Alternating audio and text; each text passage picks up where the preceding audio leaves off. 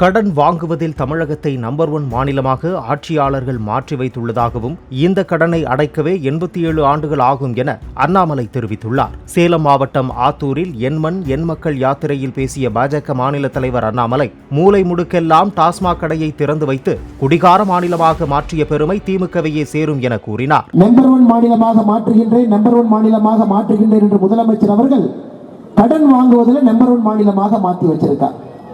யாத்திரை ஆரம்பித்த பொழுது தமிழகத்தினுடைய கடன் 7,50,000 கோடி என்று பேசினோம். இந்தியாவில் அதிகமாக கடன் வாங்கிய மாநிலம். இன்னைக்கு 131 தொகுதி முடித்து ஆத்தூரில் என்று பேசிக் கொண்டிருக்கும் பொழுது தமிழகத்தினுடைய கடன் 8,34,544 கோடி. இந்த பெட்ரோல் பம்ப்ல மீட்டர் ஓடுற மாதிரி தமிழகத்தினுடைய கடன் மீட்டர் ஓடிட்டே இருக்கு. இவர்கள் குடும்பத்திற்கு கொள்ளையடிப்பதற்காக கடனை வாங்கி தமிழகத்தை இன்னைக்கு ஒரு கடன்கார மாநிலமாக மாற்றி இருக்கின்றார். இன்னையிலிருந்து கடன் வாங்காம நாம் வாங்கிய கடனை அடைக்க வேண்டும் என்றால் 87 வருடங்கள் வேண்டும். 87 வருடங்கள். கோவிலின் ஒவ்வொரு செங்கல்லும் இருக்கும் வரையில் சனாதனத்தை யாராலும் ஒழிக்க முடியாது என தெரிவித்த அண்ணாமலை, கோயில்கள் நமது வரலாற்றை பேசி வருவதாகவும் தெரிவித்தார்.